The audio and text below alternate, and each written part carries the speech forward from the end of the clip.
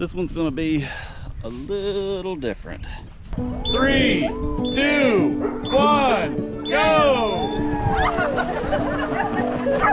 There the boys go. Oh my God!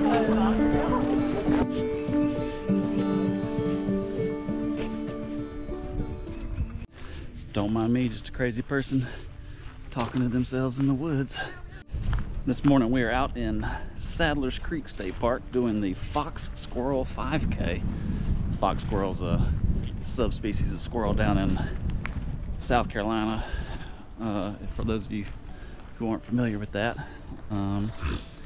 but they had a this is an event for our our goose chase scavenger hunt for being Ultimate Outsiders. So we came out. We're going to get 10 points today, and all the proceeds go to this particular park to help with trail maintenance and things like that. And I really don't mind supporting things with my money that I really enjoy and like. I'm just trying to chat between groups of people here. As you can see, I'm walking instead of running.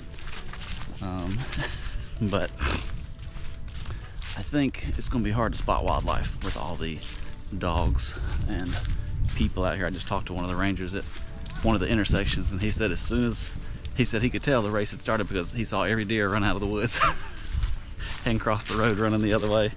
So yeah, I've never been out here and not seen deer. This is a cool looking peninsula. I might be able to throw up a shot of the peninsula right here so you can see kind of what the park looks like from above. But there's a ton of deer that live on such a small area, and I was hoping I might be able to sneak and see some, but there's no way.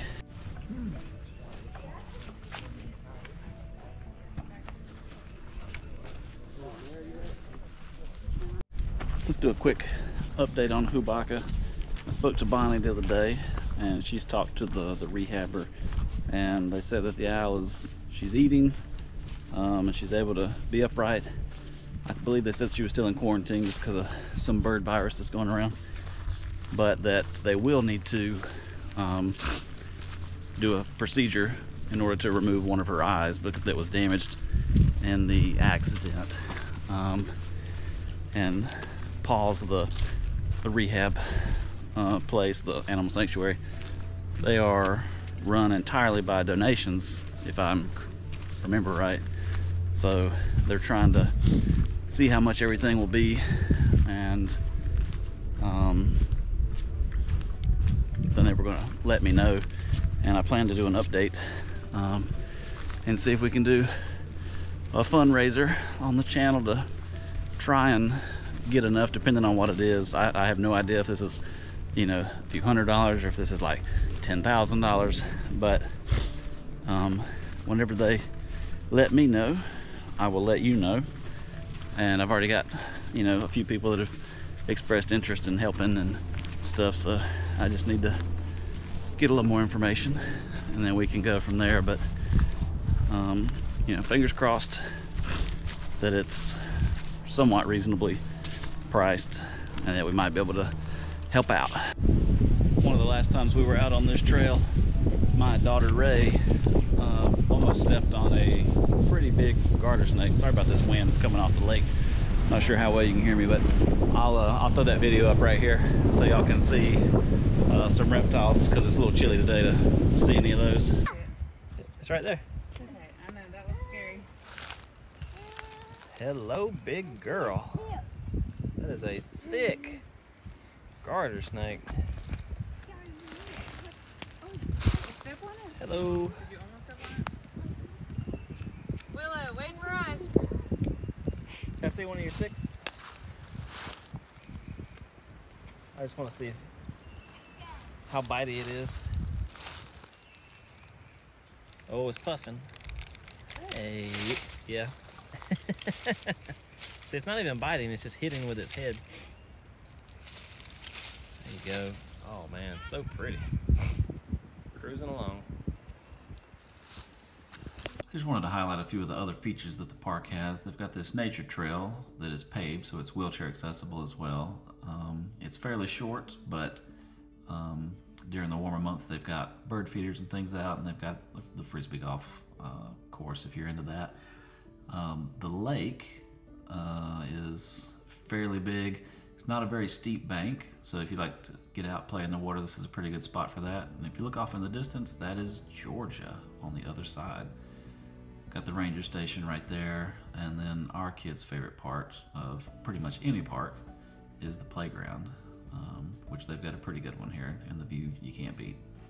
To all my lookers who made it to the end of the video, you're awesome, and I really appreciate it. Thank you. I just wanted to say that I know this video didn't have as much wildlife as you're probably used to seeing from me at this point, but sometimes that just happens. It is wildlife. You cannot control it. Granted, this was probably the worst scenario that you could try to go photograph or video animals, with people and dogs just running everywhere in the woods. But, you know, at the end of the race, I talked to one of the rangers, and he kind of pointed me in the direction of where some of the rare animals live on the peninsula. They've got some fox squirrels that hang out over here. We have a piebald deer on the peninsula, which I've never actually seen in the wild. And I say all that to say, because I was able to have those conversations and I wasn't too embarrassed or too proud to say, well, I just didn't see anything. Now, instead of being disappointed by this trip, I'm excited about the next one. And that's what you have to do. You're gonna fail and fail and fail if you're trying to, and this is anything in life, don't be too proud to ask for help. Viewing wildlife is not a competition. It's something that should be shared and enjoyed with everyone. Don't get me wrong, I love when I'm the one in the group that spots that thing and everyone gets to ooh and ah over it. That feels good, but I would rather see it than not see it. So I say all that to just don't let pride get in the way. Don't be embarrassed, and don't get angry. Don't look at it as a failure. Just go back. You have new knowledge, and just keep trying, and eventually you'll see it. There's no shame in asking for help, especially from people who are more experienced than you are.